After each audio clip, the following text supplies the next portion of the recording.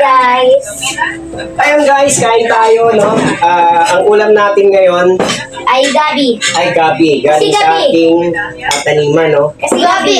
So yun nga anak, ipagmalaki natin, Kaya Gabi yung ulam natin kasi Gabi yung ulam. ipagmalaki natin anak, yung talagang pangmahirap na pagkain. Kahit nasabihin natin na nawalan tayo ng trabaho, pero nila yan. That's not to have money. Yeah, hindi pero nila yan. Kasi nga, mayaman sila, di ba? Galing ka mag-English, no? Guys, no? Galing ka, no? Pero, ang Diyos na bahala sa kanila. Mararamdaman nila yun eh. Hindi sila masaya, kahit anong yaman nila, hindi sila magiging masaya. Kasi nga, meron silang pinatapakang tao, meron silang inaanong tao, no? Inukot sa tao. Pero tayo, enjoy lang tayo, masaya lang. Kahit itam nila yung kasayahan nila or biyahe nila, wala tayong pakialam dun. Kasi pera naman nila yun. Tayo naman, ayaw din natin talaga sumama na dahil iba yung ugali nila. Nangloko. Mapanghusga, mapang-api, Asa, tayo, mahirap lang tayo. So, kahit natin, Ay, napakasaya. Pag naging malaman ka ay napakalungkot. ay maraming mayayaman talaga. Yung Kaya mayaman, hindi ka napapaanak ng nanay mo kasi may ginagawa.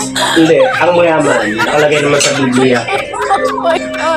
Kapiraso o kukunti lang ang makakapasok sa kalingap ng mayayaman. Dahil ang mayayaman talaga, sila yung hindi nakakakilala talaga. Meron talagang mayayaman talaga na mapanggot niya, yung mapagkunwari. Hindi sila totoo sa kapwa nila. Pinapakita nila mabait, pero deep inside, talagang hindi sila mabait. Kaya yung gano'n, no? Di ba pakita natin yung ulam natin? Oh, guys, ulam namin, tuyo, na may isda din yan. Nilagay natin sa ating sarap. Nilagay sa ating taniman. Gabi, taniman ko. Gabi kasi Gabi. Sabi ko gabi. Gabi. Meron ka nga pala yung ano mo? Ano? School mo? Ano? Ano? Ano? Okay. Ikaw? Ano? Ano nangyari ng mga baon ninyo? Kanina, yung problema. Ano naman? Ang baon kasi nila, 30 na lang. Siyempre, tipid si Papa nila. Si Drake, isang... Eh, ganun talaga kasi nga, walang tayo ng trabaho. Pero okay lang yan. Tiis-tiis, hindi naman tayo bubutumin ng Panginoon. Pray-pray lang.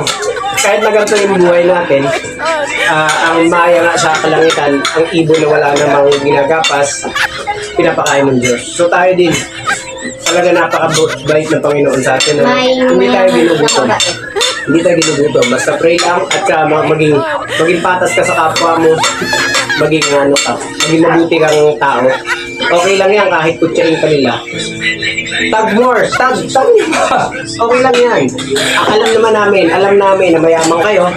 At ayun, kayamanan niyo yun. Pakialam namin sa iyo. Basta kami, happy lang kami mag-aama. At kumakain kami ng sapat sa aming meron. Sapat sa aming hapagkainan. Ayun.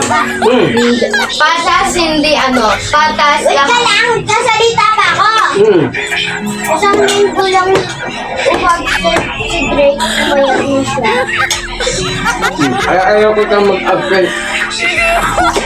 Baka pumayat ka. Nasakit kasi si Drake, isang linggo. Pero ito guys, laglag. Paano talaga?